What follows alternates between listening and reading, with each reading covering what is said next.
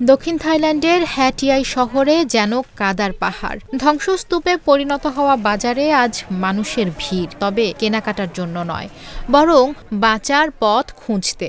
বন্যায় ডুবে যাওয়া দোকানের পণ্য এখন বিক্রি হচ্ছে অবিশ্বাস্য কম দামে। বিপর্যয়ের মাঝেও মানুষ ফিরে পেতে চাইছে স্বাভাবিক জীবনের ছন্দ।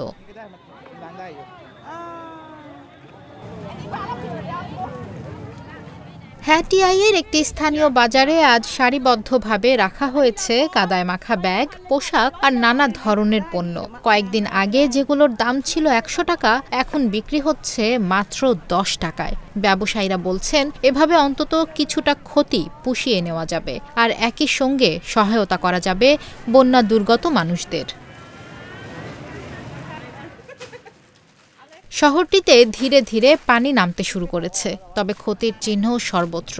মাত্র ২ দিনে হ্যাটিয়াইয়ে বর্ষিত হয়েছে ৩৩৫ মিলিমিটার বৃষ্টি। এটাই গত ৩০০ বছরের সর্বোচ্চ বৃষ্টিপাতের রেকর্ড। দক্ষিণ থাইল্যান্ড জুড়ে পরিস্থিতি আরও ভয়াবহ। বন্যায় মৃতের সংখ্যা বেড়ে ১৭০ জনে পৌঁছেছে। এর মধ্যে সংখলা প্রদেশে, যার অন্তর্ভুক্ত হ্যাটিয়াই, মৃত্যু হয়েছে ১৩১ জনের।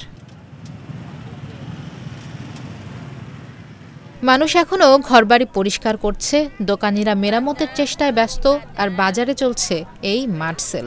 ধ্বংসের মাঝেও পুনরুদ্ধারের লড়াই চালিয়ে যাচ্ছে থাই জনগণ। নিশা মাহমুদা, ইন্ডিপেন্ডেন্ট ডিজিটাল।